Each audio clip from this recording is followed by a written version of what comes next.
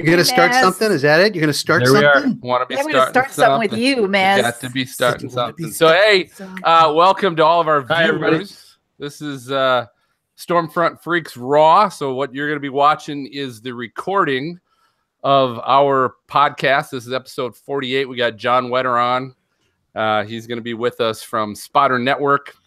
John. We'll be talking about weather models, all that cool stuff. But if you're watching us, you're getting the raw recording. We're not editing any of this crap out, which can be good or bad. That'll be your decision once you're done watching. It'll be fantastic or horrible or both. Yeah. And so get a drink, yes. and let's get going. None of this stuff rarely makes the audio version of our show. Yeah, like never. All right. So, all right, so Brady is not on yet. So I'll just say this because we got Dina and Sandman on that weren't on last week. I made a comment to everybody about how it's been a lot of talking. Yep. Everyone kind of jumping in all at the same time to maybe. So what are you saying? Comments. So shut your hole. You already interrupted me. Excuse me, I was talking. So I think everybody did. Here's my point: is I want to make a point that I don't want to get rid of the fun poker table nature of our conversations, but I think it is a turnoff when there's like 3 or 4. It's gotten to that point. Everyone's trying to maybe get their say in or get something in after someone's done talking. But Phil, it's the cable news model. See, I'm talking over you. Yeah.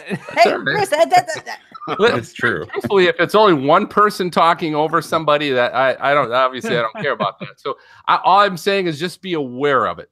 You don't have to necessarily stop, or don't worry about doing what you're doing, because that's the fun of our show. But just kind of be a little more aware of if someone is saying something already. Don't jump into and say, just be aware of it. That's all I'm saying. Thank you, Principal Phil. All right. That's right. I got we're that shit out of the sorry. I won't do it again. But really, our viewers are getting their drinks too. So it's hard to say, it's hard to explain that, and I really don't know how to explain that because I don't want to kill the fun nature of the show. So hopefully you guys just get it. I don't make sense to you. I get it. I really don't know how to explain it, but we'll just be staring at you the whole time. Yeah. If you listen to the show, which I know none of you actually do. I do. Do you? Okay. I listen to it in the car. Yeah. Okay. Cool. I have to edit it, so I listen to it. That's true. That's true. Well, that makes me happy, Dean. I'm glad to hear that. Yeah. If you do listen, you'll notice. Yeah, you'll notice how there's sometimes the last few shows, not this last one, but the couple before then, it was getting a little bit crazy. Was I on that show? Yeah, you were. John, you can talk. John, you can talk over anybody. You're the guest. You have the floor. That's the license for being the right. Yeah. John, be afraid. Be very afraid. I won't yell at John. I'll just yell at the other guys. Oh. I'm gonna give. Do you guys want to get started without Brady and let him just come in, or do you want to wait a couple more minutes, see if he comes on? What's he doing? He's coming. He said he just got home from work. They're slave driving him or something. But Phil, as far as I see it, it's a 1-for-1 trade and an upgrade when I'm on versus Brady. So I think I'm with you on that. All right. So Dan, we're recording. Started. Oh man. Yeah, we're gonna go ahead and get started. It's my job to make fun of Brady. By the way, Sandman was just in Mexico too, so we can all give him shit for that. I can't confirm or deny why I was down there. Well, we were freezing cold. All right, so here's the scoop. So this is more for John than anybody else. Make sure you mute your phone, mute your mic if you have to. So in the upper right above you, if you move your mouse, there's an option to mute your microphone if there's noise in the background or you need to cough or something like that. Go ahead and mute yourself. Keep your mic as close as possible to your mouth. They usually say like 3 or 4 fingers. He's got quite the setup there. I think he does. He's good. You didn't have that when we did the sound test, did you? Yeah, actually, I had it. It was just sitting on the desk. I didn't have the arm up. I didn't have enough time to put the arm up. So we're all good. And if you get knocked off, just use that same link to go ahead and reconnect back on, and we're all good.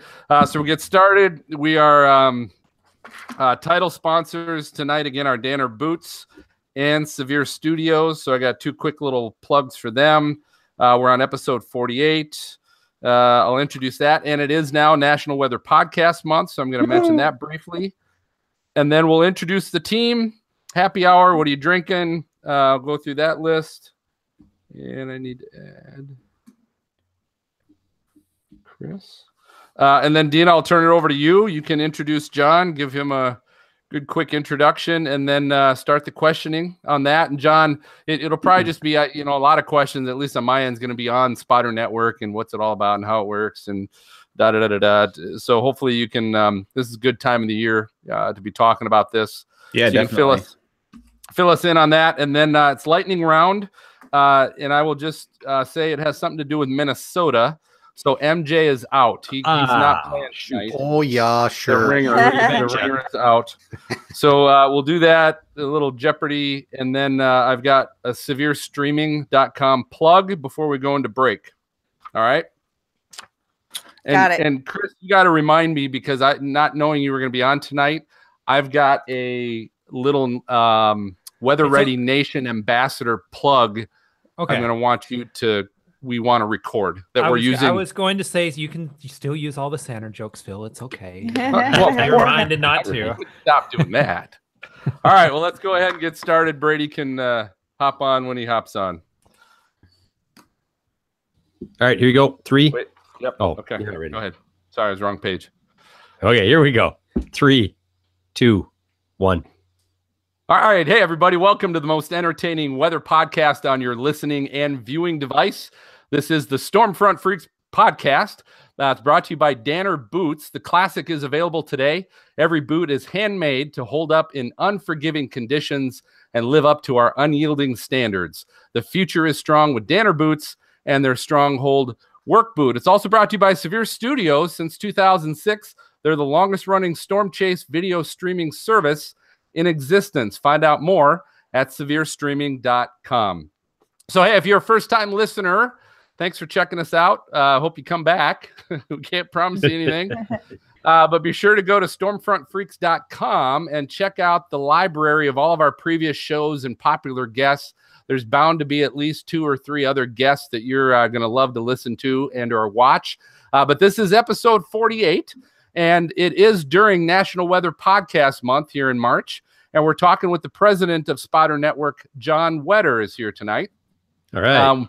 We are also going to be discussing weather models and which ones work, which ones don't. And as always, stick around for the fun weather fools and some WX resources you will want in your arsenal. And I wanted to tell my friendly freaks this. I was thinking about, how we're a Weather Ready Nation ambassador, right? Yep. And so one of the podcast hosts, Mark Jelinek from What Is It About the Weather podcast, he actually did a survey, did a study on weather podcasts and are they benefiting the Weather Ready Nation ambassador mission and all that stuff, and it's very favorable. I'll have to share that with you guys. Good. But I thought I was thinking, how often do we mention that we're a John Wetter? How often do we mention that we're a Weather Ready Nation ambassador? And I think we don't really mention it much. And I thought probably our best ambassadorness, whatever that word would Go be, on. Go on. weather fool, right? Because weather fools Wait a is minute. definitely what not to do. That's my In- favorite part of the show. in a weather situation. So that's definitely our contribution to the Weather Ready Nation ambassador program. So hey, let's find out a little bit more here what everyone's drinking tonight. It's always happy hour at Stormfront Freaks when we record, and it's the best way to introduce everybody to you is really to find out what everyone's drinking, because we do like to have a good time on the show. So I'm going to start with MJ, our Skywarn coordinator up in Minnesota. Hey, I am tonight. I'm drinking Maz's one-liner. If you remember back when we had the drinks made for us, and this is a Captain Coke with root beer. So Oh, Good stuff. Wait, how many ounces is that? just a couple. Just a couple. A couple looks gone. huge. A couple gone. Good. Oh, Well, okay. yeah, you put it right up to the camera. I'm drinking. Thanks to my wife Jill, she actually brought me down a cranberry vodka with a splash of Sprite. I don't know what you call it. You probably call it a cranberry vodka with a splash of Sprite. That sounds There you good. go. So that's what I'm drinking here in Cincinnati. I'm going to go to the other guy in Cincinnati, Maz, our former TV meteorologist. What do you got? So I just got home. I had a pizza, had some wine, had some chocolate, Oh. and then had chocolate milk. And I'm like, I better just route it up with beer then, because chocolate and beer go so well He's together. gonna be they bouncing through do. the whole thing. And I'm like, oh, I should have had that. Yeah, you're gonna have to mute that mic probably. a lot Hey, tonight. speaking of, look behind you, Phil. Your weather is wilting. Yes, it is. You're right. There you go. That's That's gonna happen beautiful. all night. So Oh, there it goes. that makes for good radio. All right, let's check with Dina, our weather producer in Atlanta. Dina, what are you drinking tonight? Pure whiskey. Uh-huh. No, I'm just kidding. I'm still on that protein. Oh, shake you're on that crap stinking what? When still. the hell do you get off that thing? It's an Never. 80-day thing, and I'm on day 47. It's So- 80 days? 80 days. Are you kidding me? I know. You know And it's what? workouts every single day. Like I get Sunday off. but How that's you it. feeling though? How you feeling? I feel good. It's just, Okay. man, I'm worn out. You know If what? I, You're if I envision glowing. hell, that would be it right there. 80 days of horribleness. Check it out. You're glowing. Nice. All right. Hey, let's move on. We'll cover. We forgot Brady wasn't part of our previous conversation about not just jumping in and everybody jumping in at the same time and talking. So I'm going to go to him, and he looks like he's been out in the sun a little bit. Brady is our atmospheric science grad up in Columbus. What are you drinking tonight, Brady? You know, I'm drinking. I have a nice Pinot that my Ooh. dad had poured. So it's Sophisticated now. Mm. White. yeah, you know, I'm on a little diet of my own, little antioxidant diet. So, yep. And if Very you hear good. me, Where Give were me you that that. you were so red? Breckenridge, Colorado, we went skiing. Ah, nice. There you go. Yeah. All right, and you're bumping your mic a lot, Mr. Brady. So I'm going to tell you to readjust your mic or do something It's the All right. cat. because All we're right, getting a okay. lot of bumping. All right, and then we're going to go to Chris, our Emmy-winning storm chaser in Oklahoma City. Chris, what are you drinking, sir? Well, tonight I decided to really switch things up, guys. Are you ready? Oh, Yeah. God. Are you ready? Oh boy. Mhm. All right. It's a gigantic bottle of water, and it's an herbal tea. I'm kidding. That was a horrible tease. I'm doing the same thing I always do. Sorry, Phil. Yeah. I'm unimpressive and boring. What's but that? Over what and under something? yeah, over promising, under delivering. There you go. I'm sorry. You Phil. said it. You said it, not me. I did surprise you by being on the show, so I had to disappoint That's you true. in some way tonight. That is true. All right, and then I am going to finish with our guest. I know John Wetter's been back in the green room, and I believe he's drinking something with us tonight. John. Yeah, I did. Thanks. So I've got my glass here for tonight's Ominous from Bad Weather Brewing Company in St. Paul. Nice. So, Totally awesome. That even looks good. Hold that up again. That looks yeah, good. this is fantastic. Fitting. Yeah. Fitting. Nice. It's an Imperial Brown Ale. Yeah. We call it the All right. Minnesota Warmer. That's good stuff. Let's do this before he ggets too drunk. We better introduce him and start interviewing him. So, Dean, I'll turn it over to you. All right. Tonight we welcome John Wetter. John is the technology services manager for Hopkins School District in the greater Minneapolis-St. Paul area and the current president of the Spotter Network. The Spotter Network brings storm spotters, storm chasers, coordinators, and public servants together in a seamless network of information. It provides accurate position data of spotters and chasers for coordination reporting and provides ground truth to public servants engaged in the protection of life and property. So, John, that's a lot. I was looking at your bio, and you had, I think, a degree in meteorology and political science, which is perfect for you. But how did you get involved with the Spotter Network, let alone become president? Yeah, I guess that's my background. I've done just a little bit of everything in there. I went to school for meteorology degree with minors in mathematics and political science because those always go together. So that is definitely a different, Yeah. political science and meteorology. yeah, no, the original plan was actually to go into climate policy. So that was Oh. the kind of the original thing there. But certainly Still do a lot of meteorology. I present on it. I've done presentations and papers on it, and still do a lot with it. I've participated in tornado damage surveys here with the local National Weather Service office. We were just remembering 2 days ago is the 1-year anniversary of the earliest tornado ever in the state of Minnesota. So March 6th of last year, 2017, we had the first tornado, 3 of them actually in one day. Wow. And it's the first time ever I took a picture during a damage survey of tornado damage across a frozen lake. So wow. That's interesting. Yeah, so that's a picture that I'll definitely have to hang up at some point in the future. Hey, don't be too impressed. The lake's frozen until July anyway, right? Yeah, that's true. Yeah, okay. Good point.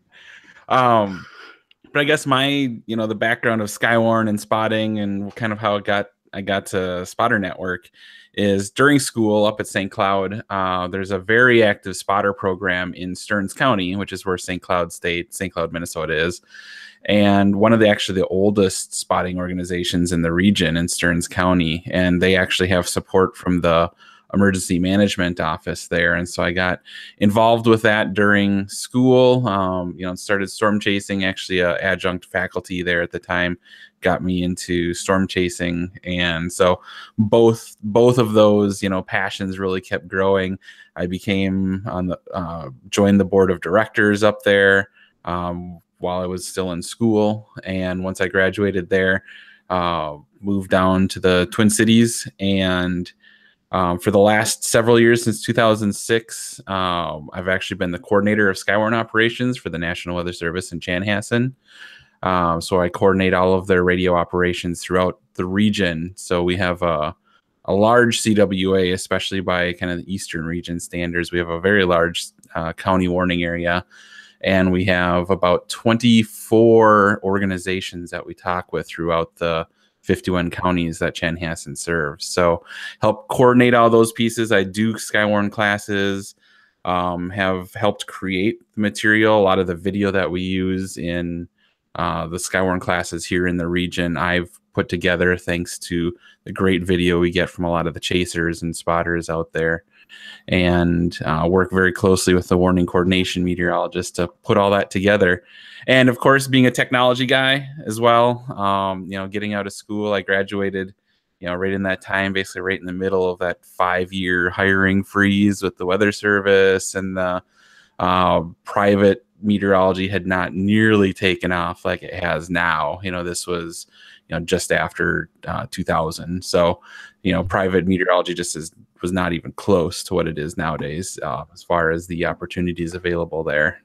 And so I got going into technology. That's where the day job is, and work very closely with technology. And Spotter Network was something, when Tyler Allison, who formed Spotter Network, put it all together, who's, the president of Allison House, when he put Spotter Network together back in 2006, late 2006, early 2007, that was something that I really thought was the future, frankly, of spotting programs, what spotting programs were going to look like. I joined it very early and became very active in it, was asked by Tyler to join the advisory committee, and over time. John, Yeah. I'm going to interrupt you just a little bit, because you're obviously talking now about the Spotter Network, and I think it's important. I want to hear a little bit more about really what that is. Sure. If you can talk about that, and then you can kind of finish about the how you became president. But yeah, I think let's include that too, because I think that's a great program. Yeah, absolutely. So Spotter Network, I guess, just to give background of what Spotter Network is, it's a nonprofit organization. So we are 501c3 now. And what it really is, it's a software, it's an organization of folks that really just wanting to see the next, step for Skywarn. Even I saw, as the coordinator of Skywarn at Chanhassen, and talked to other folks, that you'd get reports in from the field, and spotters and even chasers and even very well-known chasers have no clue where they actually are. So they'll call in a tornado and think they know where they are, and they, in reality, are 2 towns off. That's just the last town they remember seeing a sign for as they were driving. Wait, they So- must be guys, right? Because they don't stop and ask They for don't stop. directions. That's right. Well, can't you get their do you get your GPS location off their phone or something now? Or Yeah, so that's exactly what Spotter Network seeks to solve, is those problems of the where actually are these reports coming from. And so through software, running on, whether it be originally on your laptop and now certainly on your phones as well, it automatically just tags your report with the exact location. Yeah. So it gets your GPS coordinates, it puts you right on the map, right where it is. That information is sent straight to the National Weather Service, where we have a memorandum of understanding with the National Weather Service, of formal understanding with them that our data does go straight into their systems, so they do see it in real time as it's happening out Now, in the field. is this every WFO, John? Yes, yep, it's across the entire country. We have So every office. all the data goes into their systems in two different ways. Is it the you know, chat?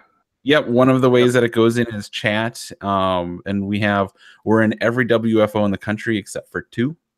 And Okay, let's put them under Yeah. the bus. Who are they? Yeah. No, we're not going to be talking about those tonight. Oh, No, and actually- Sounds like which city? he's not saying. No, we're not going to. We'll No, save and that for the actually- lightning round. We'll save that for the lightning round. Is it in Minnesota? No. Oh, okay. So we do work really closely, and frankly, a very good friend of mine is the warning coordination meteorologist at one of the offices that have not taken the reports in the past. And there's been some very specific reasons, local reasons, why they didn't take those reports in the So who's past. your friend? And we're working on that. So. Is it friends on Facebook? Friends on Just keep Facebook, right? smiling. And really, I think that's one of the things that Spotter Network continues to have, is a fantastic relationship with the National Weather Service and with the offices around the country. I talk with quite a few of the warning coordination meteorologists, which is, folks don't know kind of the structure of the Weather Service. Every single office has kind of the 3 main manager positions: the meteorologist in charge, the science and operations officer, who's really the person in charge of taking research to operations and kind of being that training manager. And then there's the warning coordination meteorologist, who's the person in charge of really making sure that the Weather Service is involved, with emergency management. They do a lot of the spotter talks, making sure that the message and that information of the Weather Service is getting out to all their partners. So Don't they have like a weather czar now? I mean, because you're a poli-sci major, couldn't you do something Right. with that? right. I want that job. It sounds like I don't the know if I'd PR ever want the to be PR of the. the National Weather Service, the PR guy.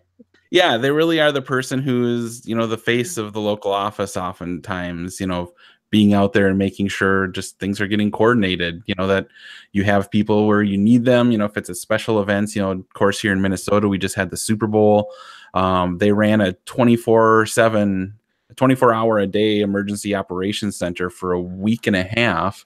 And throughout the entire time, there were National Weather Service people there with that. And so the warning coordination meteorologist is the person who's really doing a lot of that coordination and just making sure all the partners are getting all the information that they need. And so from Spotter Network, we interface with them a ton, as they're usually the person in charge of the spotter program in every local office. Doing all of that training. And the other thing with Spotter Network is we're the only national spotter organization.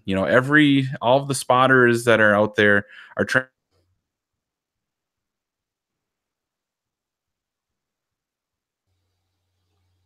Is that just me? Oh No, no. no. No, we lost him. I'm guessing he'll be Mm. back. And there's there he is. Wait, back. Okay, hold on. We lost you We midstream there. froze. I don't know what happened to you. Nor'easter. Start at the beginning, would you? So let me Let's ask start this, at the beginning. let me ask this question, John. Yeah. If I'm brand new, walk me through, how do I get signed up? What do I have to go through to get and be a part of the Spotter Network? Yeah, to be a part of Spotter Network, all you got to do is go to spotternetwork.org, sign up, get an account, sends you a password. You go online and fill out all your information. There's a couple different things. Your public profile, because people want to be seen publicly as well. But there's also the National Weather Service profile, which only the Weather Service can see. And you go through our online training course, so you do have to go through some training. That was a piece that the Weather Service really wanted us to make sure we had in place. Well, I think that's a good idea. Absolutely. Yeah. How long does it take to get through that? It depends on your background. If you are, have no background whatsoever in storms or haven't seen them, it could take you several hours to get through. But otherwise, if you've been to a local spotter course, if you've, already been out seeing storms, you're going to be able to get through it pretty darn quick. So say you sign up and you become a official spotter. Can you find people in your local area to go with you? Kind of like how chasers go together? That's probably kind of difficult, just because it's, you can see people on the map as far as where they are, but, as far as contacting other people, unless they've made their information public, you don't really have that contact information or the contact ability. Of course, when you're out chasing, it's one of those things that can be down in, the panhandle of Nebraska and run into somebody who lives 5 miles away from me here in Minnesota. So, on a gravel road somewhere. This may not be an easy question, but how big is the spotter network? How many people are involved in this? Yeah. Depending on which metric you use, we have, I would rate around 40,000 active members. We've got, as far as actual accounts, I think we're somewhere in the mid 50,000s. But as far as you look at the actual active accounts, people that have done something with it, we're somewhere in that 40,000 people ballpark. Wow. Okay. So with that kind of base, what would you say is your biggest challenge that you face? Within your spotter network, is it communication, or what's your biggest challenge? Like every organization, especially volunteer organizations, I think communication is one of the challenges. Just helping make sure everybody understands what's going on and kind of where we're at, where we're going, and the challenge for us is just frankly the time around it. Everyone with Spotter Network is a volunteer. I was actually out at ChaserCon here a couple weeks ago in Denver, and somebody asked me how much I make from Spotter Network. Well, none. Huge. Yeah, it's actually really a big time involvement. But let's see, so that's really the big thing about that. The challenge, of course, is just making sure that reports are continually quality assurance on it all the way through. I think the Twitterverse and Facebookverse makes a big deal out of when a bad report does come in, from someone who, maybe doesn't understand everything around Spotter Network, that it's no, when you put a report in, you're actually going right to the Weather Service. So if you put something, weird in there, you're taking up a lot of people's time, because that's going straight into the systems of the Weather Service, and there's a lot of people that are going to react to that. So you have a test option, right? Isn't there a test?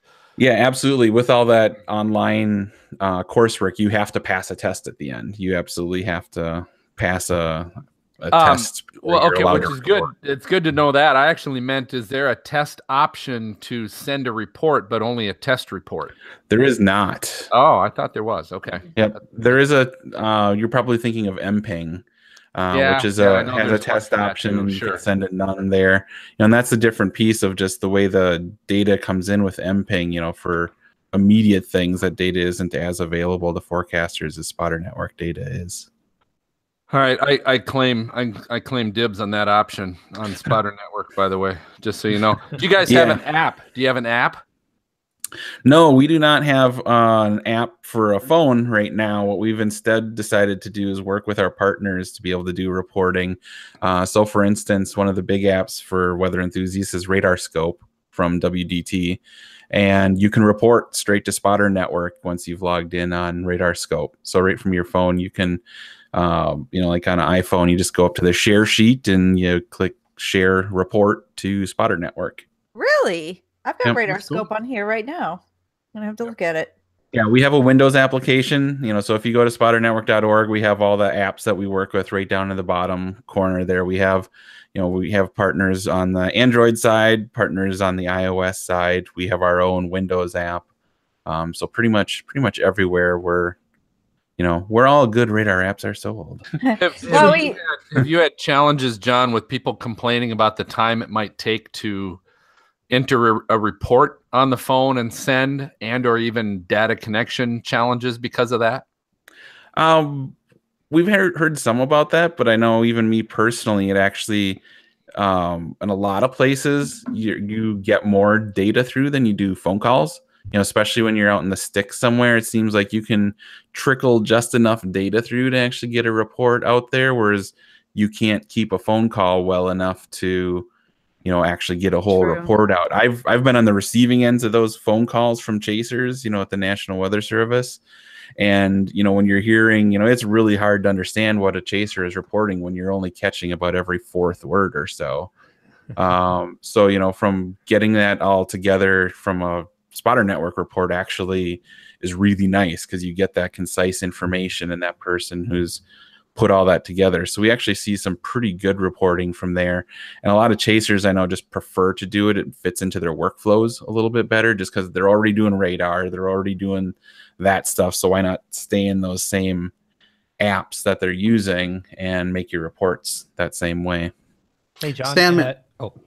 Sandman used to speak in every fourth word, didn't you? I do, actually. I do that all the time.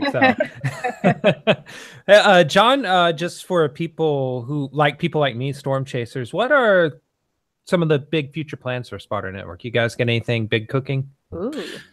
Yeah, some of the things, one of the number one requests that we get with Spotter Network is more social media integration, so that when you actually put your report out, it can both post to your Twitter, but also post links back, so that you, for instance, in a Spotter Network report right now, all you can put is text.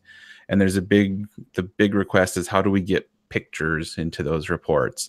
And so that's something that we're looking at, is how can we tie that to social media in a secure way, so that those reports, we can tie an actual image back, so the weather service can actually see an image of what you're reporting as well. That's really probably the big thing going forward. And there's a lot of security things you have to think about. On Twitter, pretty much everything is open, but also on Facebook, you have to think about, okay, how did they share the report? If they didn't share it as a public report on Facebook, it's just a broken link to the rest of the world. And so there's a lot of things we have to figure out there yet, but that's certainly the direction where we see that going. We've got to get more rich media in with that information. That sounds like a good plan, because that's the stuff I look for every day when I go to work. Yeah. I'm looking at all that stuff. So I'm taking all that information you guys are sending and trying to relay it to the public. Mm-hmm. Yeah. And the other piece on that, the second piece we really look at, and we talk about this as the advisory committee, is continuing to make it more of a robust quality control on the reports. We actually want to get feedback back to the spotters. Right now there's a page on our site where you can go and look and just see all the recent reports and what your reports were graded, because as reports come in, the advisory board actually can go in and grade the reports. We basically just do are those confidential? Are those confidential?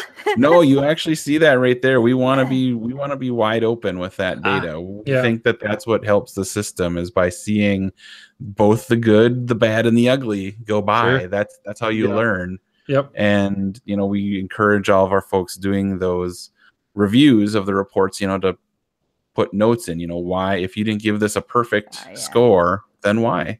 Yeah. And that's how we all grow. You've spent some time working in a school, haven't you?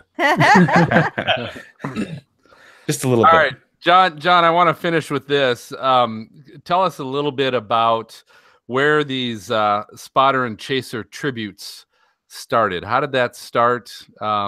Where the spotters and chasers line up or put in coordinates to spell out the initials to give respect to past chasers and spotters.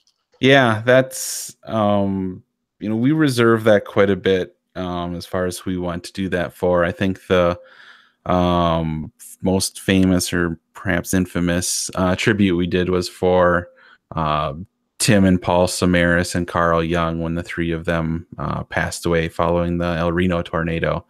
And from there, we've done just a few since then, and If you're not familiar with the tributes, basically what it is people go through on Spotter Network and you actually manually place your beacon. You know, people don't drive out, you know, to the middle of Kansas to be, you know, the middle dot in the T or something. So people manually place their beacons out there, and you know, we help to try to facilitate that. And, you know, we think it's a way to pay respect for people, more or less, you know, marking your initials on the, you know, in the heart of Tornado Alley. You know, it's one way that we can pay tribute to folks who are, you know, notable or important to the hobby. Yeah, so I think that's great. And so it obviously started with the Samaras family. Yes, Carl Young. That's where it started. Yeah. Yep. Okay.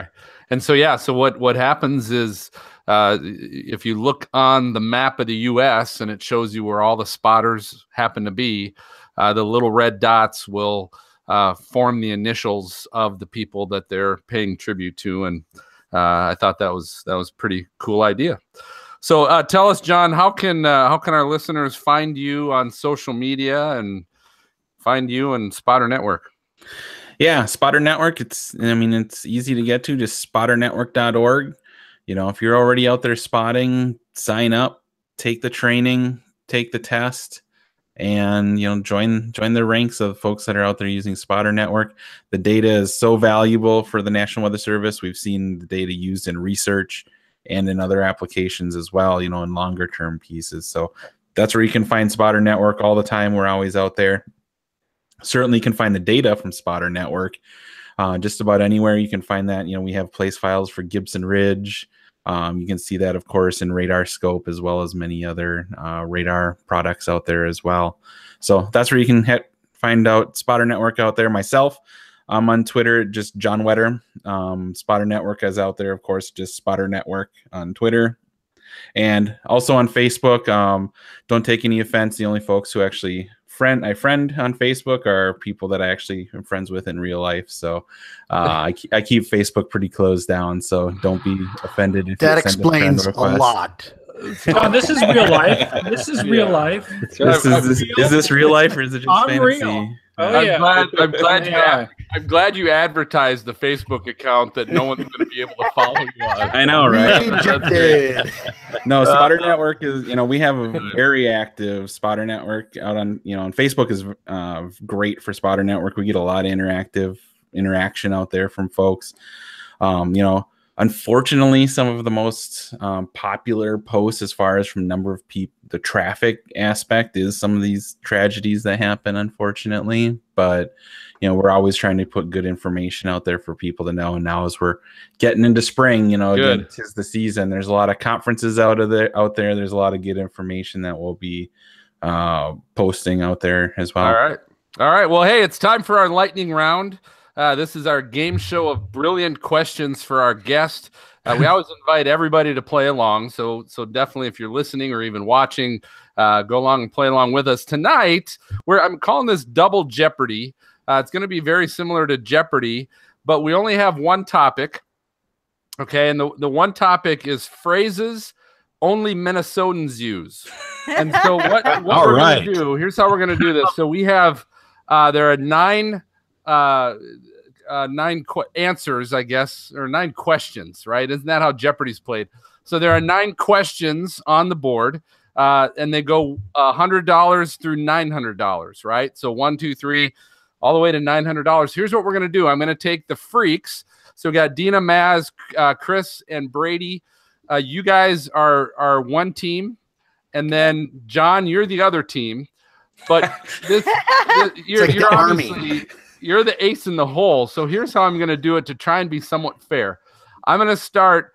I'm going to give the freaks total control of the board at all times. Oh. So they will not give up control of the board, which means they'll have the first option to give an answer or not. If they give an answer and they don't get it right, then it's going to go to John, and John can guess. And if he guesses, he's going to get double dollars. Ooh. Okay. So are we talking actual dollars here? Or are we talking Monopoly money? Because I'll work harder. No. So here's what we're going to do. So these are phrases only Minnesotans use, And so, Freaks, I'm going to start with you. You got 100 through 900. And I'm just going to go down. I'm not going to tell you which one you can pick. I'm just going to go down the road. So this is for $100. This is a word to express a wide variety of emotions. Something surprises you, you say this. If something smells funky, you say this. So tired of finals in school and you just want to be done, you would say this. You can express any sort of emotion with this one hyphenated word. The key is to pay attention to tone in order to understand the context in which it's being used. Okay, I think I got it. All right, Dina, we'll let you take it. What do you think? Like, oh yeah. It is not, oh yeah. That might be the Georgian phrase to use. But again, these are phrases only Minnesotans use, and this is from hercampus.com. So, John, it goes to you for $200. Oofda. Bingo. Ding. Oofda. You got $200 for that. All right, Freaks. That's Norwegian. Yeah, who's heard of? I've never heard of that ever You never in my did? entire life. Oh, come on. No. All the time. So No. you gotta culture yourself a little bit, my Never. son. I won't right, here hold we go, against the freaks. state that you're in. I mean, Here we go. If you've been to a Vikings game at the newly built U.S. Bank Stadium or even at the old Metrodome, you've most definitely heard people scream and sing this word. This Norwegian word used by Vikings actually means cheers and to good health. Freaks. Guys, I I actually know this. One second. It's Minnesota Vikings NFL. Sinner. Come on, Chris. Trying to. Skull. It is skull. That would be correct for All right. Nice. Freaks. I just Tanner, I get just off knew the that. Computer. I see you glancing over at your computer. Yeah. I've got to look at the screen. There's a You glow look in it. Talk to you guys. Look, so you look like There was some typing. this is the second time now. I'm calling you out on that, brother. All right, Freaks, back at you. It's tied 200. This is for $300. No, it's not soda or Coke. Every flavor of carbonated drink is, as Minnesotans call it, this. I This got is it. a general term to describe the type of beverage you would like. After you say you'd like it, then you clarify the type and the flavor. Maz? Pop. Pop it is. Pop. That's for Yeah. 300. Yeah, pop. not only the general term, the correct term. Correct. All right. And you know what? What's funny? I'm with you. You notice they're not letting me participate. Well, they said pop in Ohio. If you go to hercampus.com, there was actually a map that showed what certain parts of the country call this. And it's funny because I grew up in Minnesota, so it's always been pop until I married somebody from the east side of Wisconsin. And just along the east coast of Wisconsin, it's called soda.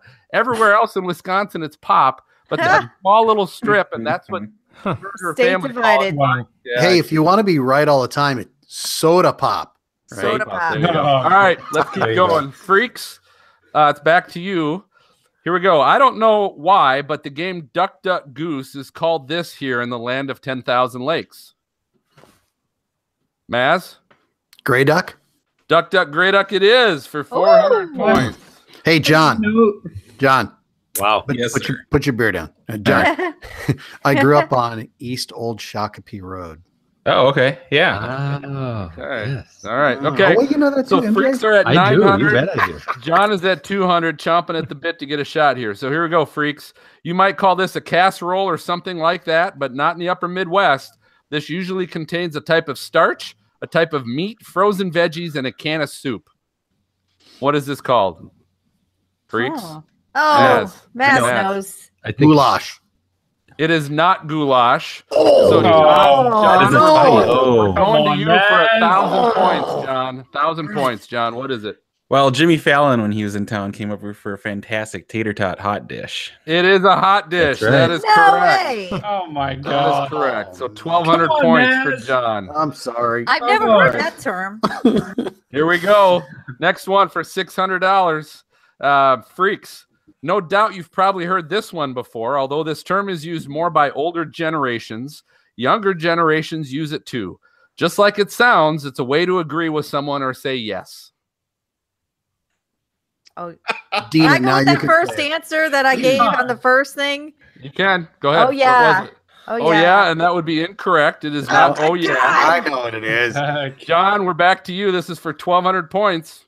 Yeah, you betcha. You betcha. betcha. You betcha. Yeah, sure, you betcha. You betcha. I John's give got 2,400 points. All right, Damn. 3 more. I say point. I'm interchanging points and dollars, so who gives a crap? All right, here we go. This one could be a tough one, freaks. If you need a random Minnesotan phrase to shove in any sentence and still make complete sense to another Minnesotan, this is the phrase. Honestly, this saying means absolutely nothing. No idea. Yeah, I bet you do. That would be a no. Okay, No, going isn't to, it? Isn't going to it? John. Oh, yeah, sure. No, that is not. No, that's You not know. it. John, going to you. Go. What is it? You know? Close, but I'm not going to get it. It's don't you know? Oh, don't you? Oh. Don't you know? Oh, right. Don't you All know? right. All right, Don't no you one know? gets that one. All right, here we go, freaks.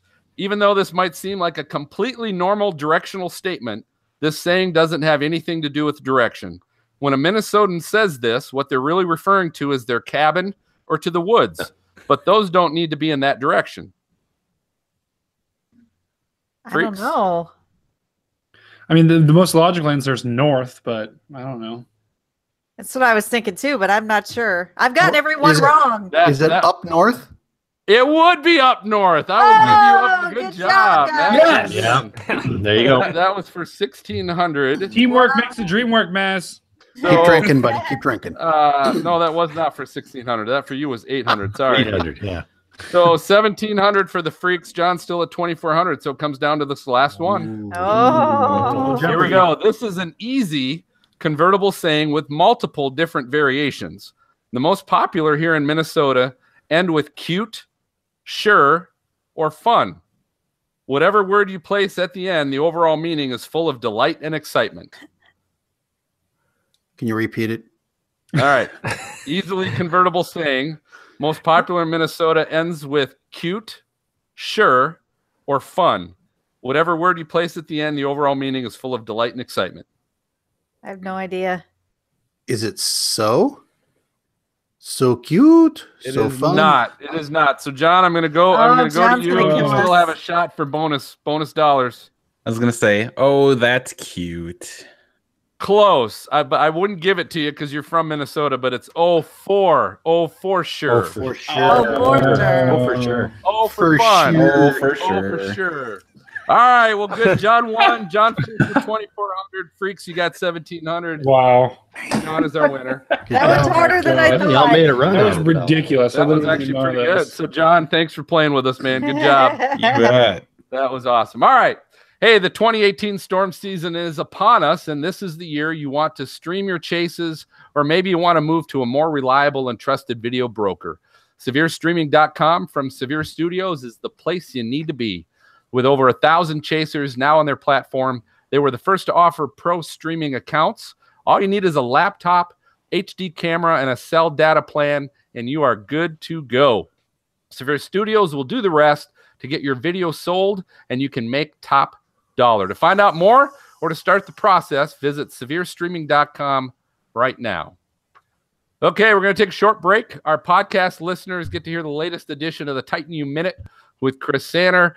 So go ahead and stay right here. We'll be back to discuss if the National Weather Service storms. That's not what we're here to discuss. This is- That was last week. Last time. yeah, we're We're going gonna to be back. repeat that. Take Weather two. models. Yeah, weather models. And which ones we like, which ones we don't like, and which ones we should probably throw out. Like this.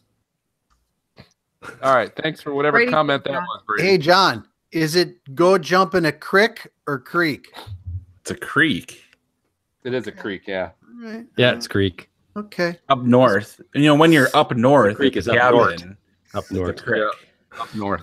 Either way, go do it, buddy. No. All right, John, do me a favor. I need a quick plug from you. I need you to say this is John Wetter, president of Spotter Network, and you're listening to the Stormfront Freaks podcast. This is John Wetter, president of SpotterNetwork.org, and you're listening to the Stormfront Freaks podcast. Boom. Wow. One First take. time. Nice. Boom. All Must right, be no his first blue beer. for you. Okay, well, when we come back, so I'm just going to go ahead and get into weather models. So here's the point.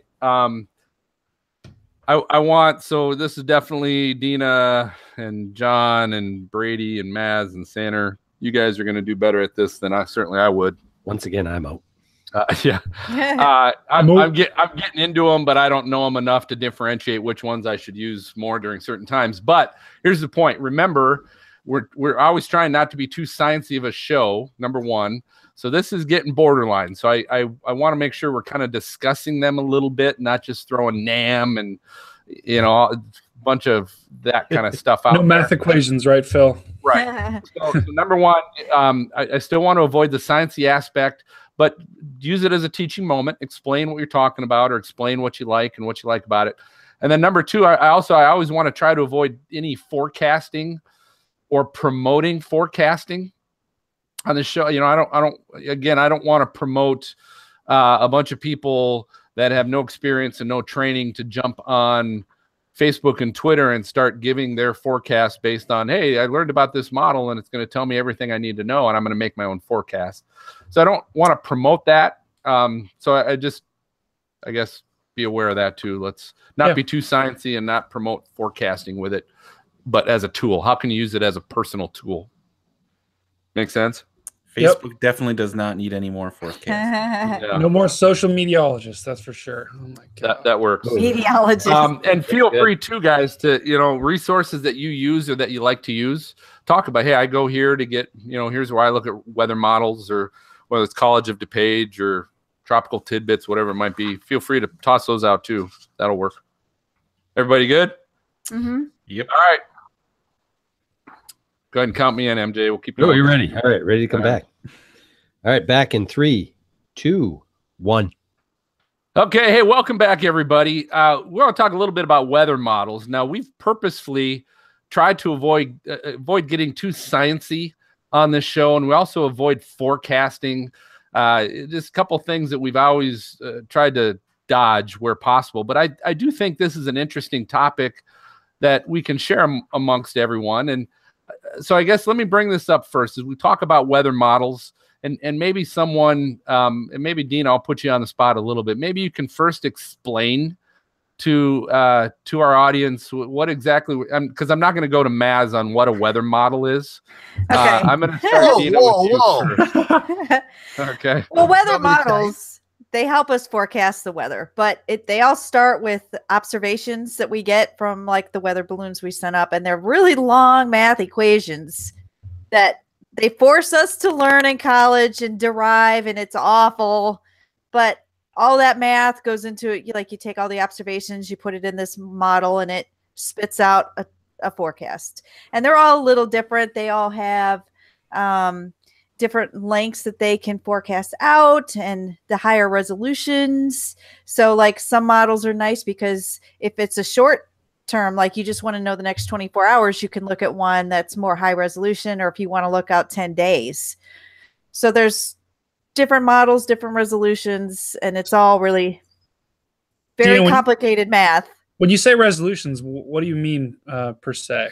Like, I'm trying not to get too complicated, but like, there's some weather models that say you know how like when you watch the Weather Channel or you watch the news and they have Futurecast and it's like a future radar. Well, the higher resolutions really get specific on like the colors and the cells, and it really looks high resolution.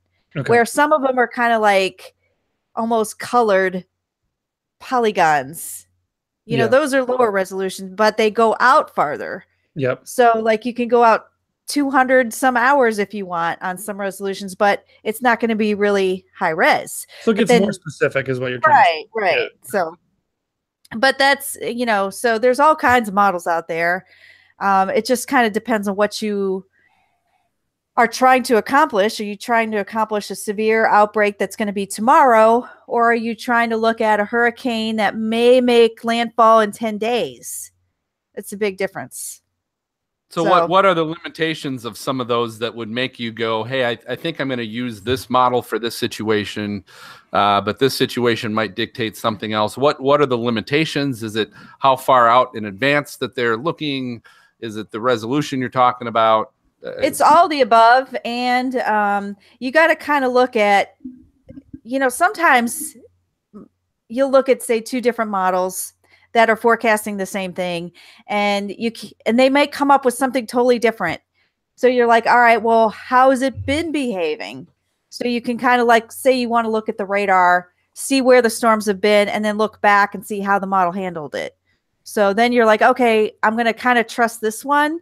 Or sometimes certain models are better at certain things, whether it's severe, whether it's hurricanes.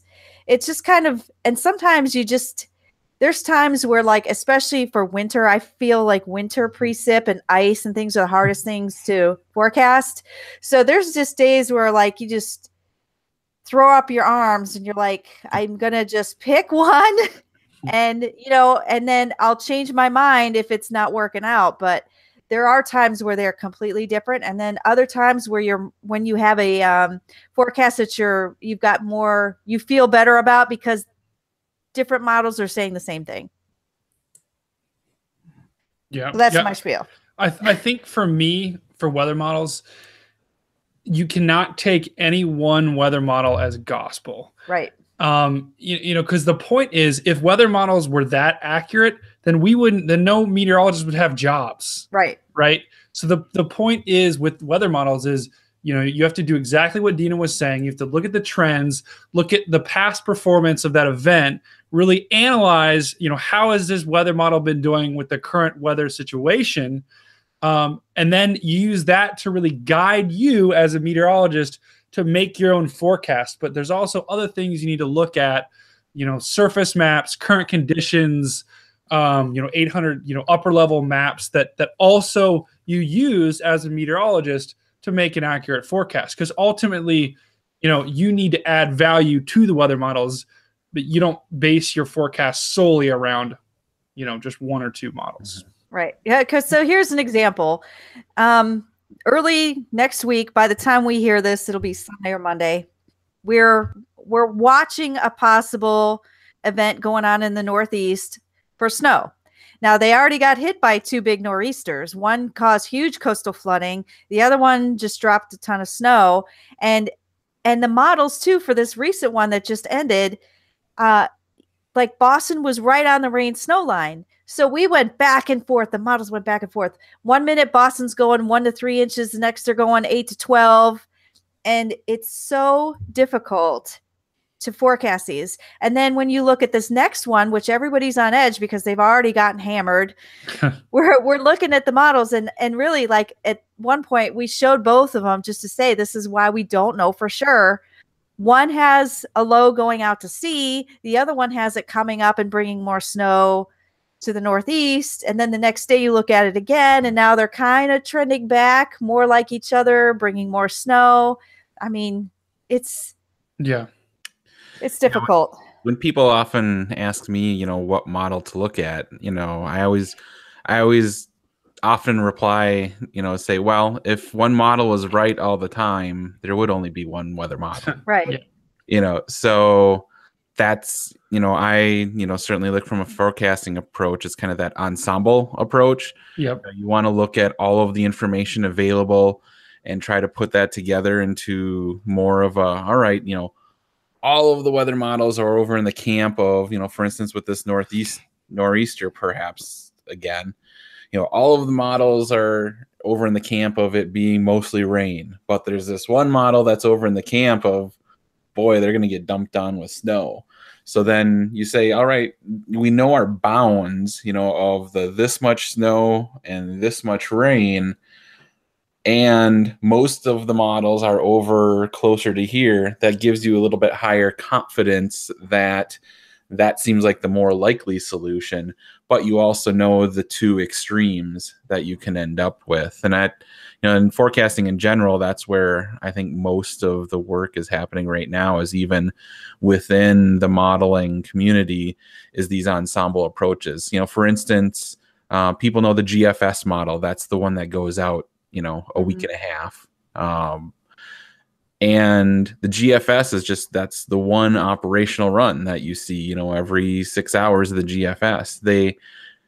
What's not as available is the GEFS, the Global Ensemble Forecast System, where you have, many members of the ensemble that have just little things changed within them, little perturbations that they change to try to give you an idea of what direction in general the forecast is going. And that certainly is where a lot of the work is headed towards now.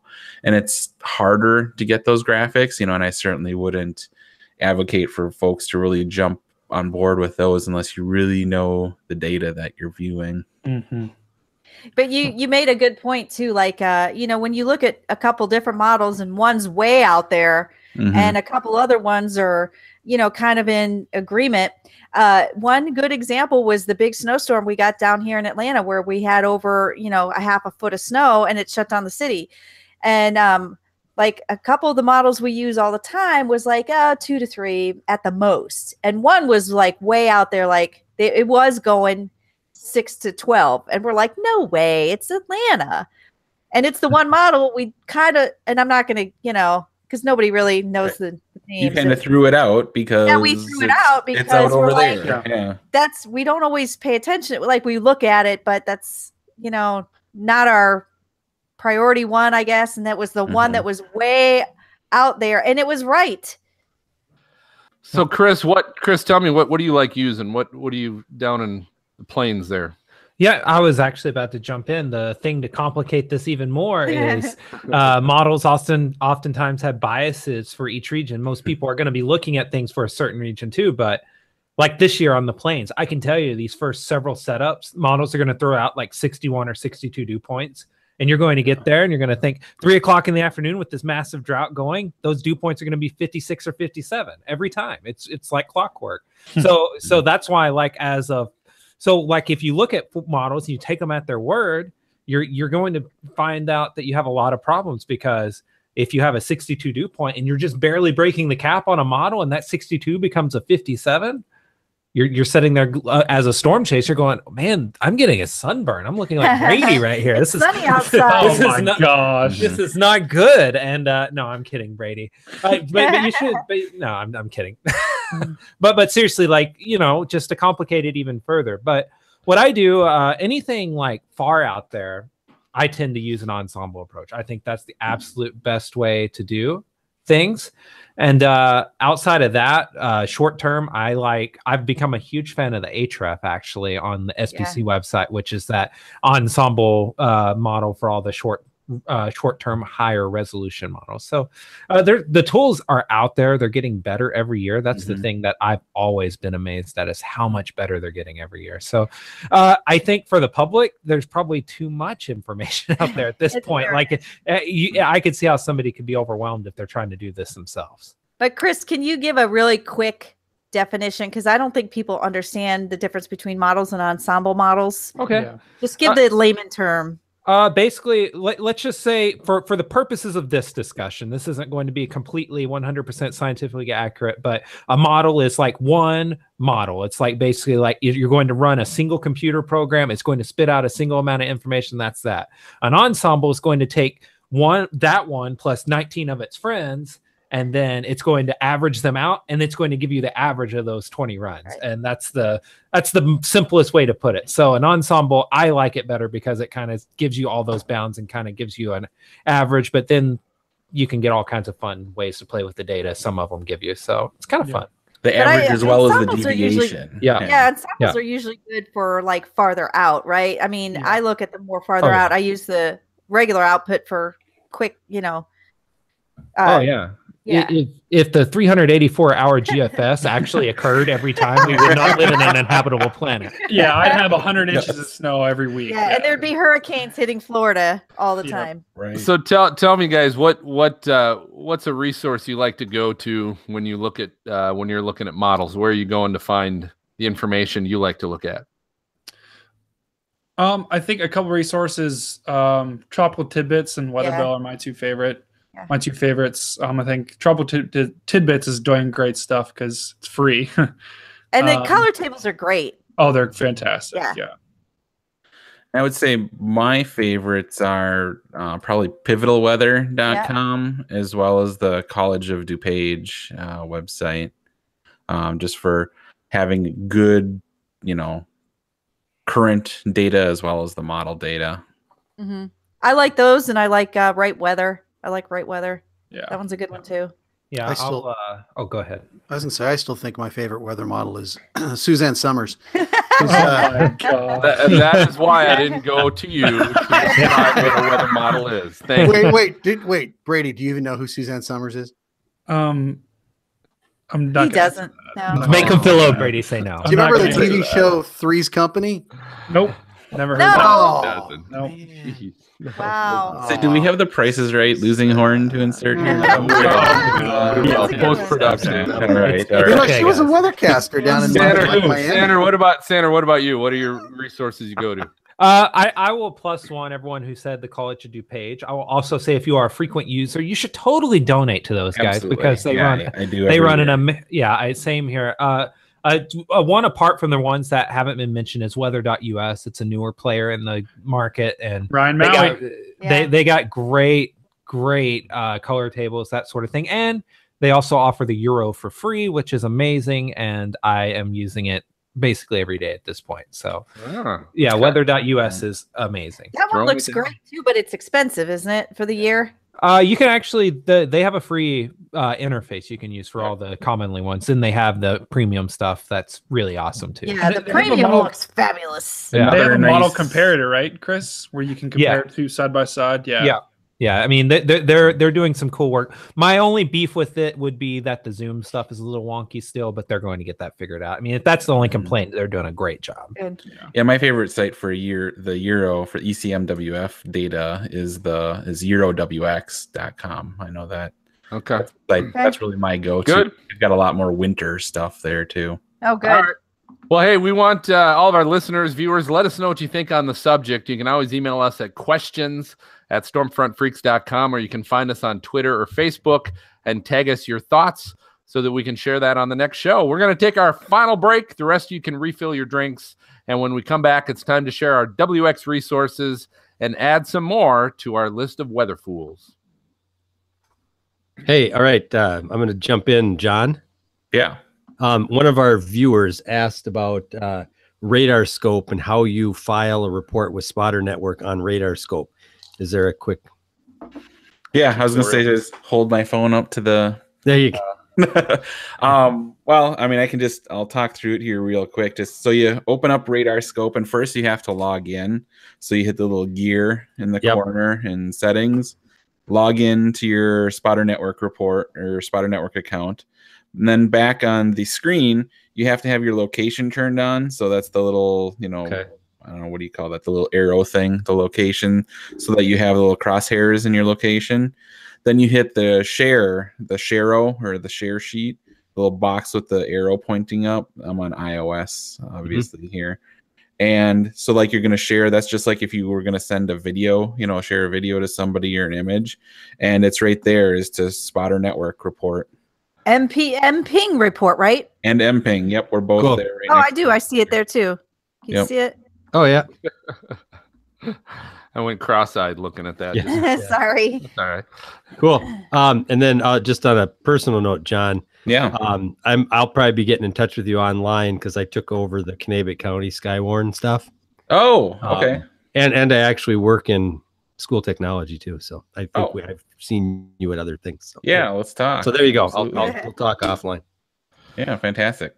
All right, cool. Let's do this. Coming back, we got WX Resources, Maz. So Maz, you will welcome everybody back. And just so you know, since you've never listened to the show, we edit in an applause now so that when you come in, you're coming into an applause. So just pretend that everyone's, yay, like applauding you like we're coming back out of a commercial break. That's the way it is in my head every day. That's right. So weather WX Resources, who has one? I do. I'm slacking today, guys. Phil does. I'm sure I can think up of something here in 30 Anybody seconds. else with a So that WX So resource? that European one you were talking about, Yeah, that'd John. be good. Yeah. Stop. Your microphone must be on your desk or something. Every It time is. bump it, touch it, It set is. something down. Hey, Put I've been doing better when I'm talking. So That's is it- true. Is it That's just true. Dina, John, and Phil? Yeah, John, you got one figured out. Well, I've got the Euro WX. I guess I already mentioned that. I can. Yeah, but always... show it. Yeah, show Yeah. it. So that'd be good. Oh, okay. Let me. Because Yeah. you could share your screen. That's kind of like what we do. Oh, sometimes. okay. You can. Yeah, you don't. Well, you don't have to. You don't but- have to. I don't want it to get too, because sharing that screen might be a little wonky for a lot of people. Also, Like what the fuck, is that? Whoa! What is all of Hey. that? Oh! Like even if you go to the College of DuPage, right, and you pull, I mean, some of that that's stuff true. can just for Yeah, 'cause the we saw that average one person once. That's blow the pretty heavy. crap away. So I always It's could like- talk about our local models too. Hop Wharf. Got to get that in here somewhere. Hey Brady, what That'll about be good. Twister .ohio? Yeah. I'm pretty sure I've already plugged that. Did you? Yeah, a while right. ago. Weather We could plug it- fools. We can plug it again though. You go. You do it. Did you do it already or not? I'm pretty sure I definitely have, Okay, but then we- people have forgotten. Oh yeah, you did. That was the Ohio State thing, right? Yeah. Yeah. All right. See? Yeah, you did that already. Yeah. I guess it doesn't hurt to do it again, but if yeah, you can do it again. That's fine. Okay.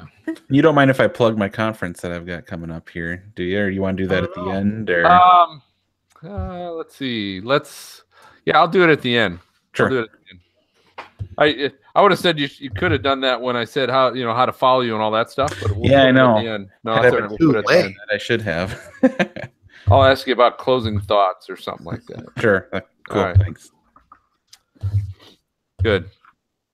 And Brady, we still hear. Is that Somebody's still- heartbeat. It's like a Yeah. I'm heartbeat. sorry. I'm clicking. I'm sorry. God. Where's your Clicking. microphone arm?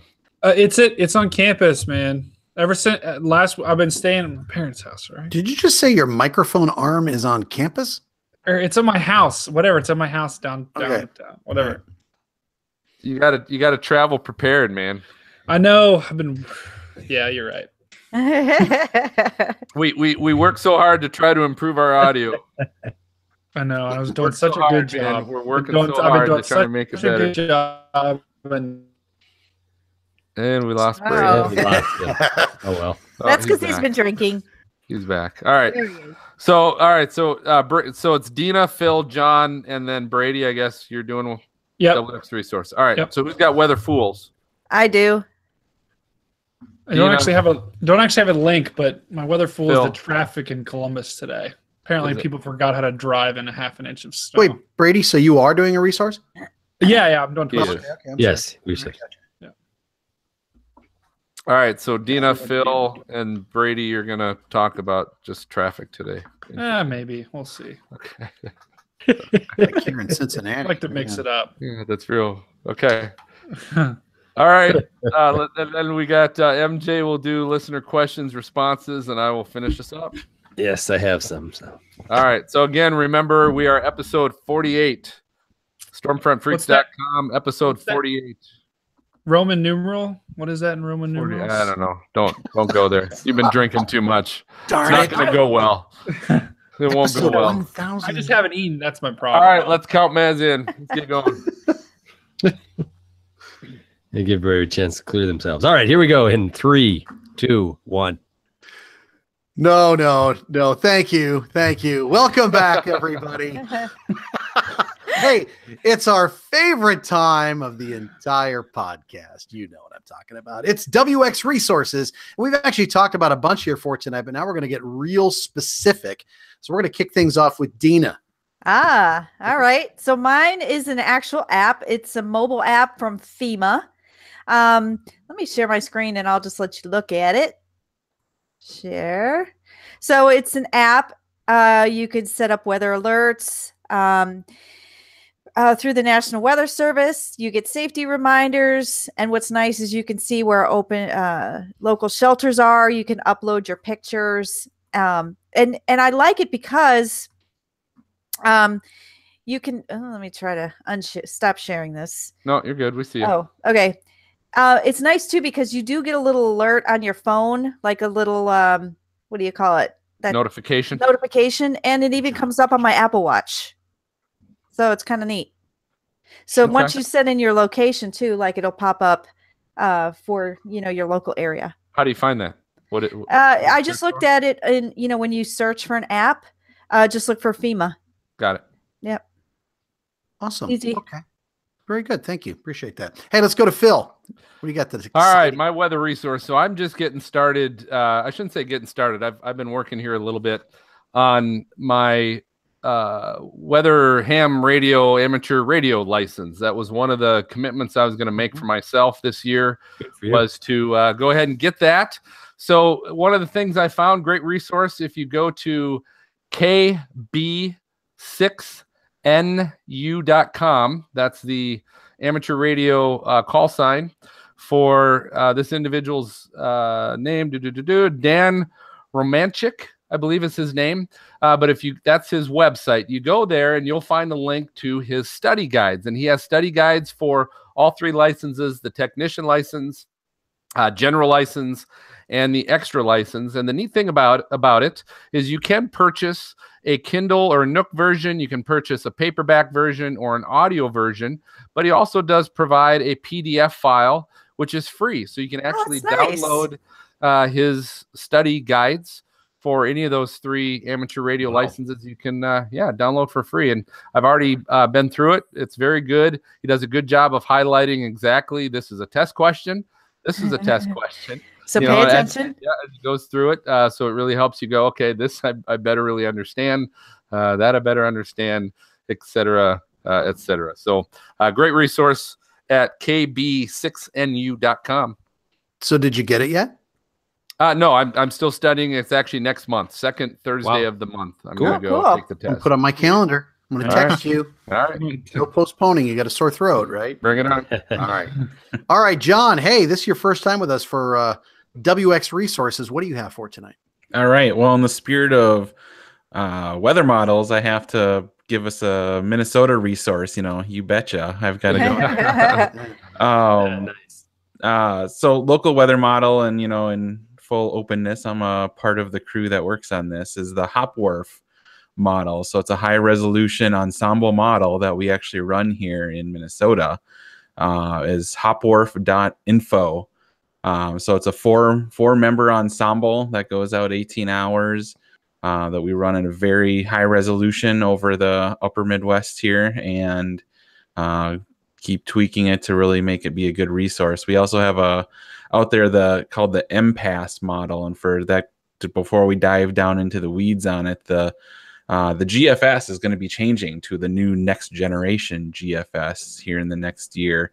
And they chose one. There was 2 kind of primary ones at the end that they were going to choose, and they went one direction. And we said, well, why don't we just choose the other one and run that and take the data out on that? And so that's a model that runs out, as long as the GFS. So a week and a half or so out there. So, and it's a global model that we're running on that with a high resolution area over the United States. So John, how do you have the processing power to do that? I mean, what kind of computer? You're not using, grandma's laptop, are you? No, that's actually the abilities that we have at Hopkins School District. We actually run all of our weather modeling in our disaster recovery data center. Wow, very cool. So we actually have a data center so that should something happen or the main data center drop offline, it runs over there all the time. And that's in the IT parlance, you never want to have equipment that you're going to rely on in an emergency that sits there and doesn't get used until there's an emergency. Right. And so we run the weather models out there basically to have a load on those systems, and they automatically unload should we ever have any sort of an emergency. So wow, that's cool. Cool. So you're loading your own stuff and you're booting everything else off there. Is that what you're doing?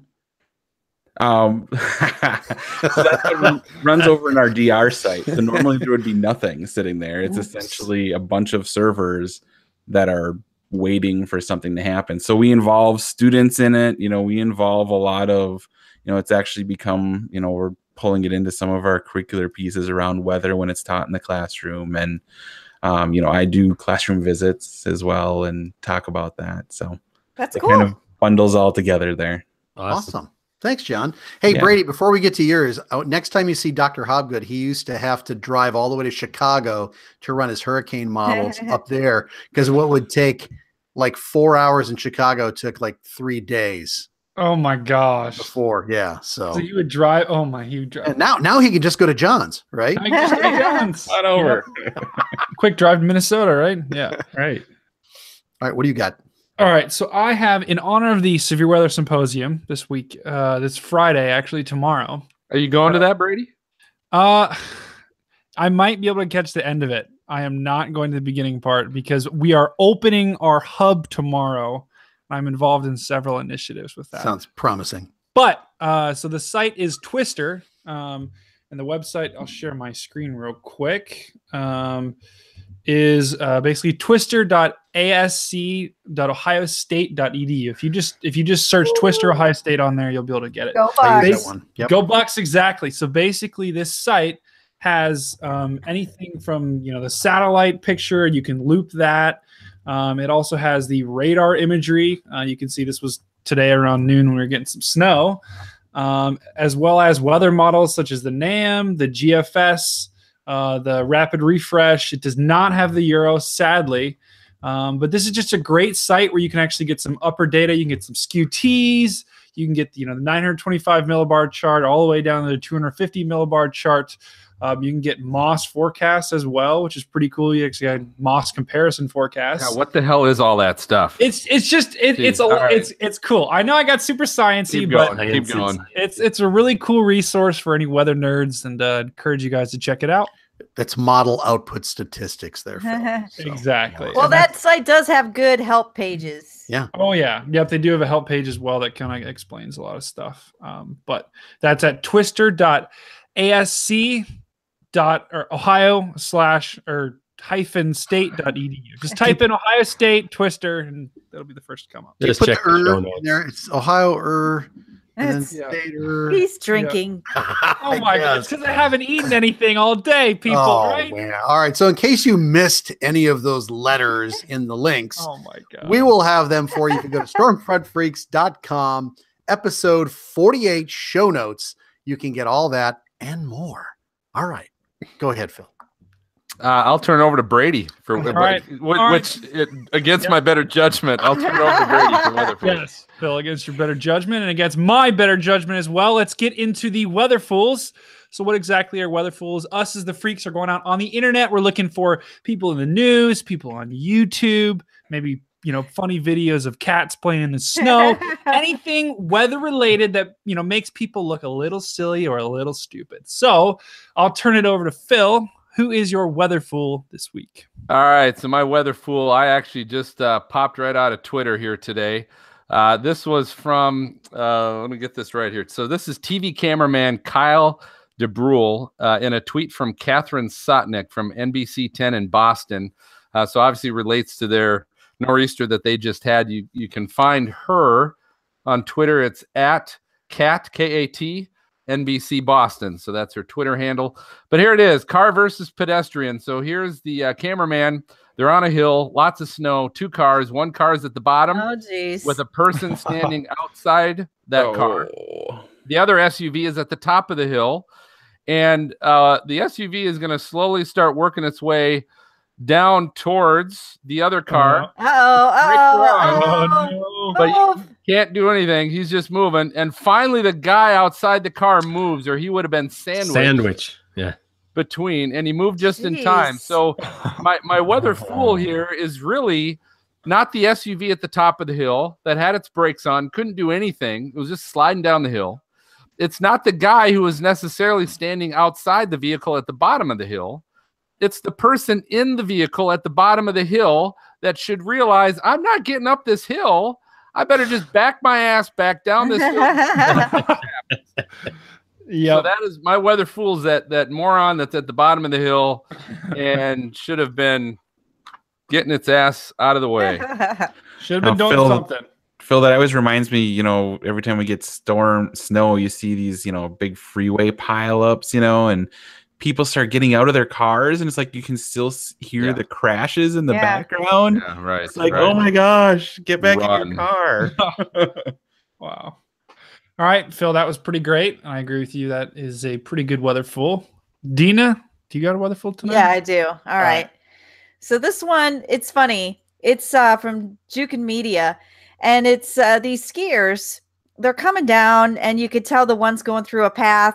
He goes and he hits kind of a wall, and he wipes out. It's not too big. I gotta turn this volume down. But then he's got his buddy behind him, and his buddy's kind of coming through. He hits, and I mean, he wipes out. I mean, he's down for the count. Wait, let me back it up just to see it again, because boom. You can watch it again. There you Oh my God. Ouch. Wow. So I just think that's so funny. Knee to the sternum. Knee to the sternum will definitely knock the wind out of you. Oh yeah. Somebody was there recording it. They couldn't say, "Hey, watch out." No, I They wouldn't. just waited for their buddy to wipe I out. want to see you make a fool out of Yeah, exactly. And as a person that's been skiing and actually was recently skiing, when you're in the trees, you don't know what's coming next. All right. No, you don't. So yeah, It's funny. that was pretty great. I'm gonna have All to watch that one again. And so my weather full this week is myself. Obviously, for anyone that's Again? watching the show, you can see that I was very badly burned. And as Chris Sander pointed out, I definitely should have worn sunscreen. But that wraps it up for the weather fools this week. And you can, go ahead, Phil. I was going to say, I thought when it's cold outside, you don't have to wear sunscreen. See, that's what I thought, and apparently not. Albedo. This is our contribution to Weather Ready Nation Ambassador Program. What not to do.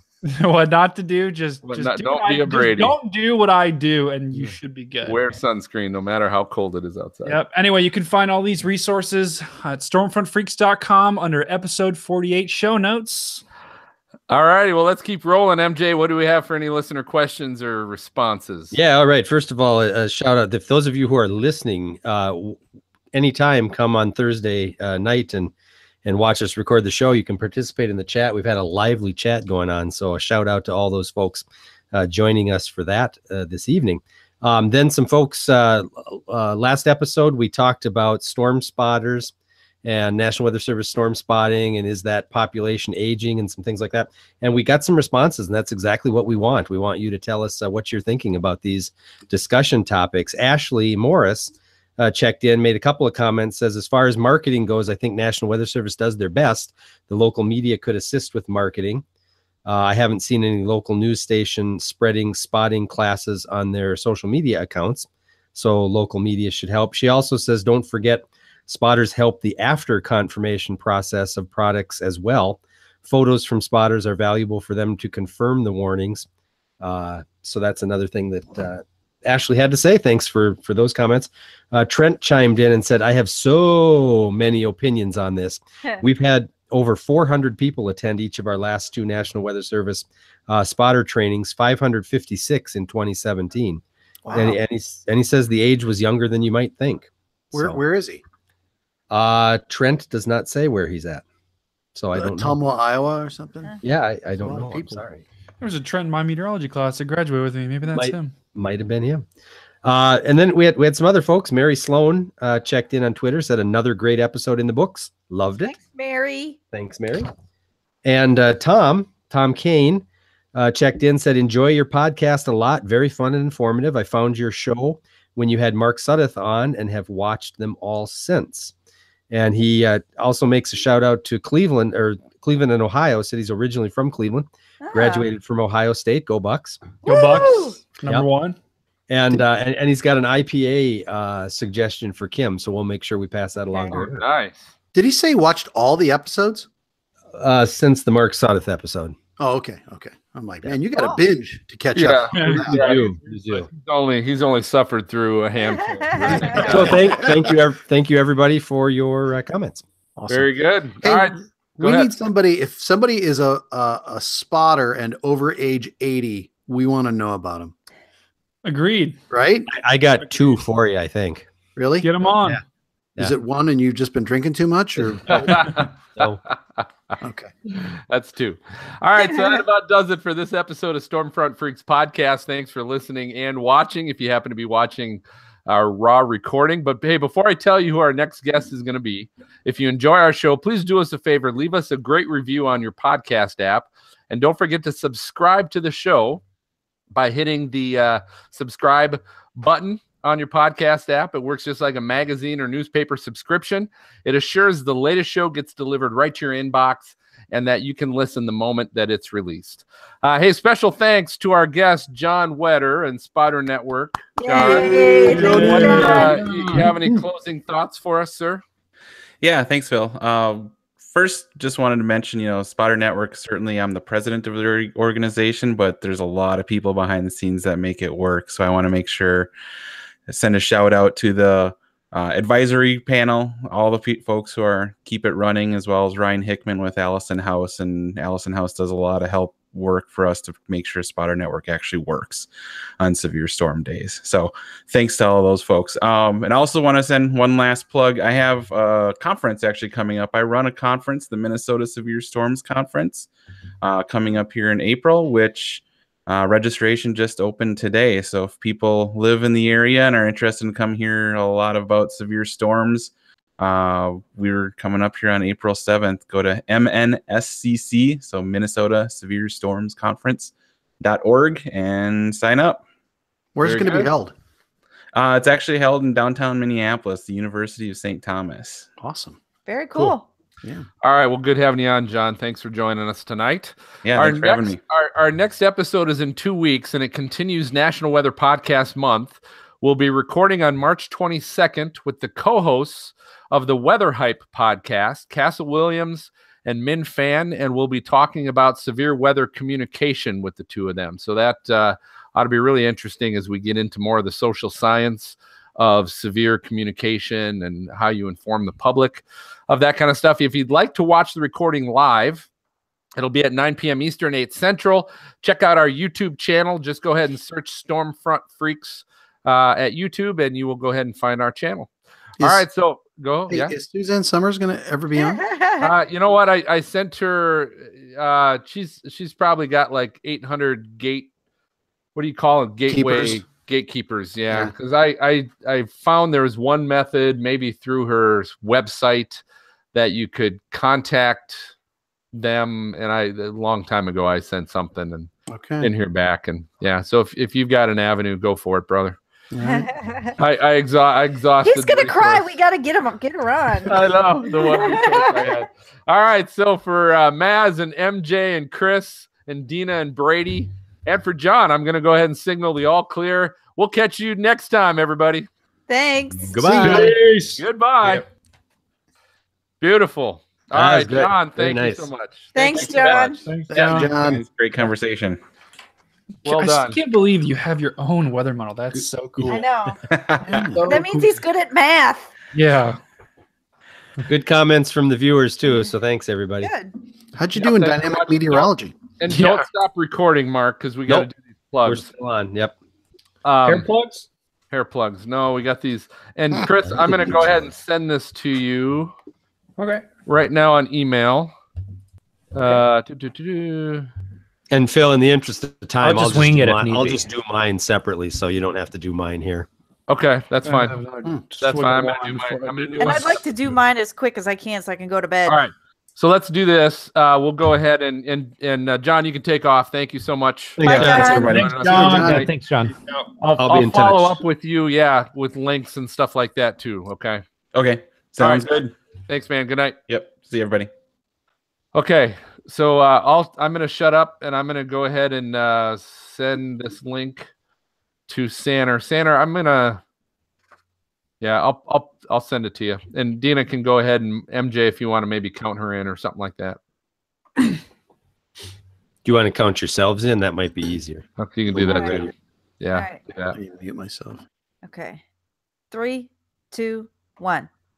Hi, my name is Dina Knightley, and I'm the co-host of Stormfront Freaks podcast, the most entertaining weather podcast on your listening device. And here's a message to get you weather ready. The spring season is here, and we want to prepare you for spring weather threats, which include tornadoes. Is your family prepared for severe weather?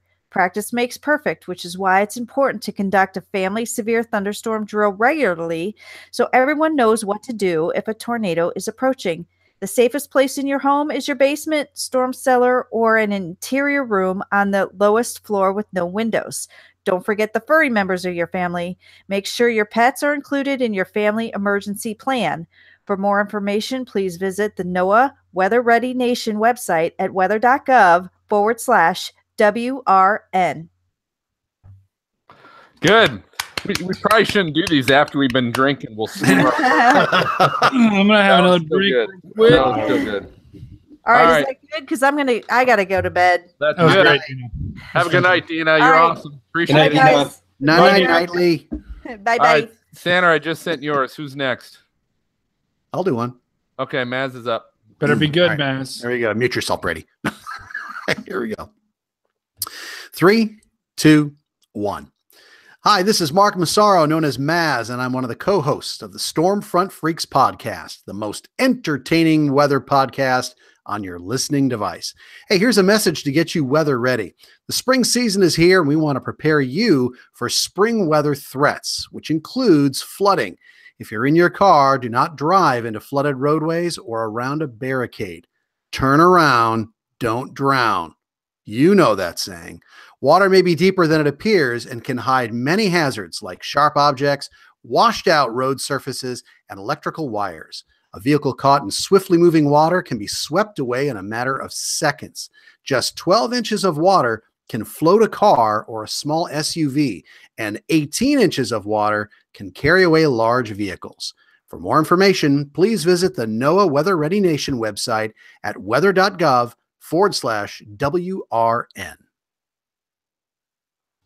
Good. He did such All right, a good job of not paying attention. Oh my gosh! I All thought right, you were gonna Tanner, break. Tanner, I just I sent you the same one I sent Dina, so I just sent you a second one. Oh, okay. Okay, so look at the second one I just sent you. Maz, awesome. Thank you. Good job, buddy. You're welcome. Thanks. Brady, you are up next. All Do right. you have yours? Yep. All right, you guys ready? 3, 2, 1. Hey, what's up, y'all? My name is Brady Harris, and I am a co-host on the Stormfront Freaks podcast, the most weather entertaining podcast on your listening device. And here's a weather message to get you weather ready. So the spring season is here, and we want you to prepare for the All right, spring stop. You got to do that again. The most weather entertaining podcast. Okay, I'm sorry. Dyslexia good like it. All right, let's go. 3, 2. Hey, what's up, y'all? My name is Brady Harris, and I'm a co-host on the Stormfront Freaks podcast, the most weather. Oh my God. I'm sorry. See, now you get it in my head. All right, 3, 2. Hey, what's up, y'all? My name is Brady Harris, and I'm a co-host on the Stormfront Freaks podcast, the most entertaining weather podcast on your listening device. And here's a message to get you weather ready. So the spring season is here, and we want you to prepare for the spring weather threats, which include thunderstorms. When thunder roars, go indoors. Lightning strikes the United States about 25 million times a year. And although most lightning occurs in the summer, people can be struck during any month. Lightning kills on average about 47 people in the United States, and hundreds more are severely injured annually. For more information, please visit NOAA Weather Ready Nation website at weather.gov/WRN. There you go. All right, we'll use it. Good We'll job, use it. man. Good job. We'll use it. Good job, man. Sure, man. You guys can't have me after I drink a little bit. Everybody can have you after Can't have you you drink a little bit. record. Oh my God. All right. Hey, Santa, I now in hindsight, both that I sent you are fine. So pick whichever one you like, because Dina did not do that one. Okay. Yeah, I'll just do the one I just did. I kind of have a formatting thing I do to read scripts. So I Very was good. doing that while we got all that taken care of. Okay. So ready whenever? Hey, yeah, and don't forget. So I didn't put in the stuff. So Yeah, when you say I- Chris Santa, co-host, The the most Stormfront entertaining Freaks weather pod- podcast. Yeah. Yeah. Yeah, on your listening device. Yeah, I copied what Brady said, so I Very hope good. that's okay. That'll be the first. That'll be the first and last time I ever say that. Yeah, by the way. don't copy what I say. Just don't do it. Weather Don't do entertaining. it. Whether I don't know. Yeah. Okay. Okay. Let's do this. Hi, my name is Chris Center, and I am one of the co-hosts of the Stormfront Freaks podcast, the most entertaining weather podcast on your listening device. And here's a message to get you weather ready. The spring season is here, and we want you to prepare for severe weather threats, which include tornadoes. Do you know the difference between a tornado watch and a tornado warning? During a tornado watch, pay close attention to the weather and be ready to act.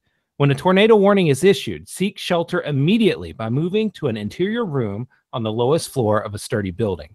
If in a mobile home, vehicle, or outdoors, move to the closest substantial shelter and protect yourself from flying debris.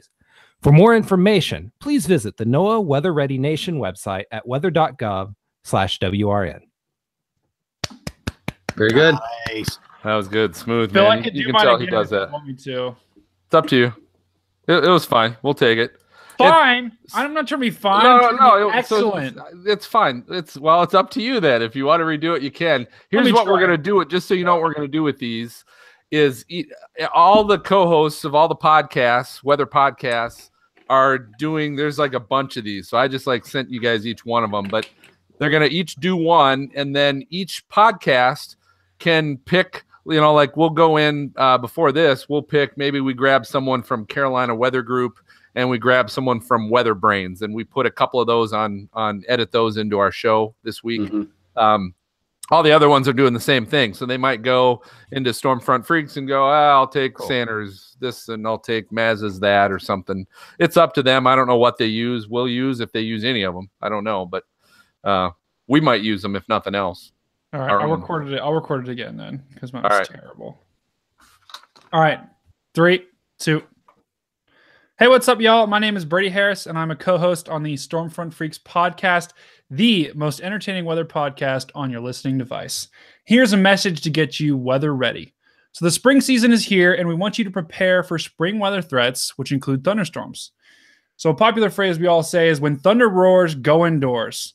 Now, lightning strikes the United States about 25 million times a year, and although most lightning occurs in the summer, people can get struck during any month. So on average per year in the United States, lightning kills an average of 47 people, and there are more that are severely injured. So for more information on this, please visit NOAA Weather Ready Nation website at weather.gov/WRN. Santa, Good you job. inspired him. Oh yeah, there we go. You did, man. I was like, There we go. Hey, wasn't somebody just struck by lightning in New Jersey? Thunder snow?